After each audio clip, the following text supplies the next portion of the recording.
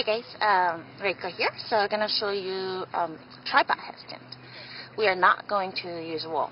And if you are a little scared, have a friend by you. You know, have somebody who can kind of catch your hips or catch your legs when you start to feel a little wobbly. So they can stand right next to you with your head just kind of like going aside so that the person doesn't get hit into the head. So make sure like you're standing like a little bit like this. But the reason why I'm not going to use wall is wall becomes a little addictive. You know, like it's when we start practicing with a wall, it's great, but at the same time, the transition away from the wall is extremely hard. And so I'd rather start from the no wall environment and then work on feeling that strong back, your side body engagement. So I'm really going to talk about how to really hug your armpits.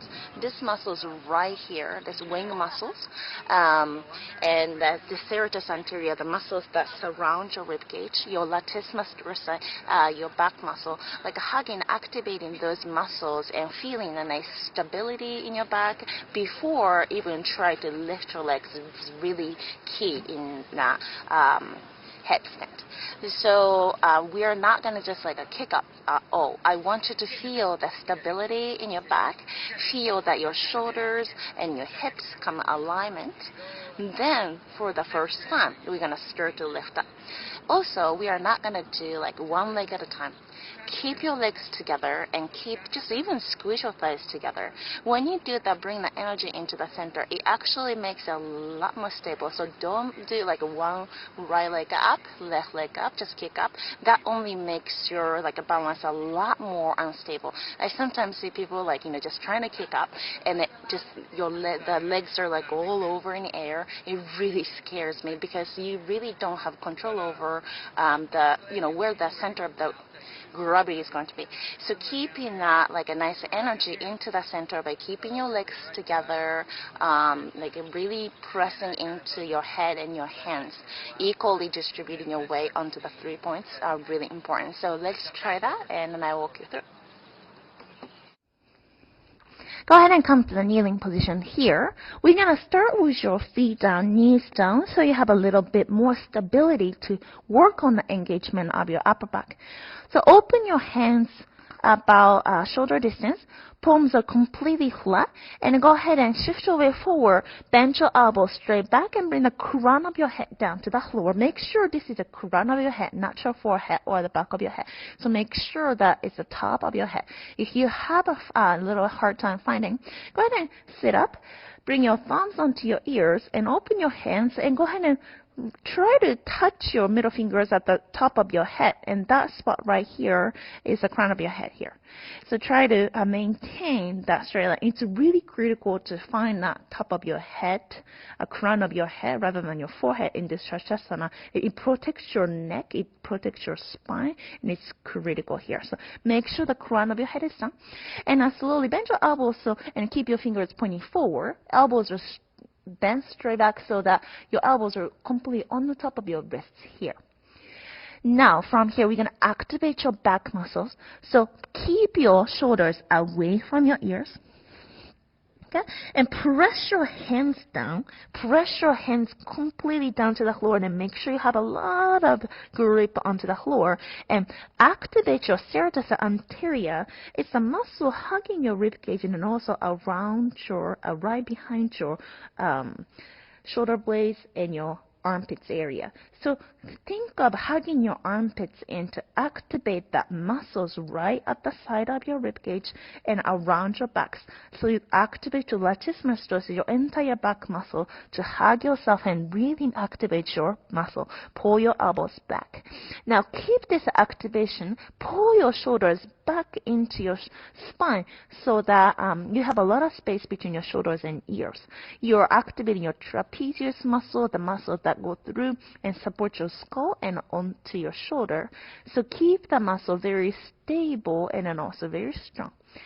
Now, it's important that you're going to distribute your weight onto your head and to your hands equally. So when you start to go up, if you have too much weight onto your head, you don't have any weight onto your hand, then you're going to tip over. And if you have too much weight onto your hands, no weight onto your head, you're not going to move it up. So make sure you're distributing your weight equally here. Yeah, slowly lift your hips off the ground in this position. And you can stay here. This is a great inversion practice already. Hips are up above the head level. And you can tuck your toes and push your hips up towards the sky. Now walk your feet forward and don't kick up ever in a headstand practice. Keep walking until you can bring your hips on the top of your head almost and pull your lower belly and keep your back super active. Now when you walk, shift your weight forward, you might notice that your hands might try to lift up. So you're going to press it back down every time. So you repeat the same sequence here. You're going to lift your hips, shift your weight forward, and press your hands back down. Activate your side muscles. Now keep doing that. And if you can, come onto your tiptoes and feel that the little liberation into your feet. So there's no weight eventually onto your feet. You might be able to start shifting forward and hands pressing down to bring your hips on top of your shoulder. Your feet might float. You can stay with your feet dangling down from your hips as long as possible. If you fall from this position, you're only going to just kind of somersault rolling forward. So it's not going to be harming. It's not going to be too harsh. So you can stay here and keep your hips on the top of your shoulders as long as you want. And this is also great core strength practice. So keep pulling your belly in and activate your core to keep your hips on the top of your shoulders. Now, if you can bend your knees to your chest, and you can also stay here. And this is a little bit more compact shape, and you can also stay here.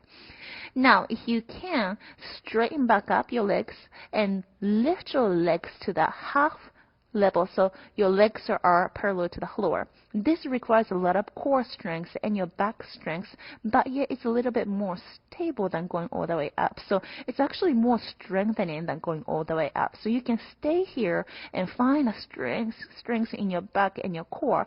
And if you have the stability, slowly move your legs up towards the sky. Think of moving your toes up to the ceiling. Try to press your ceiling constantly. So imagination is really the key here. When you press your toes up, your tailbone come under, pull your lower belly in, so you're gonna become a little bit straighter.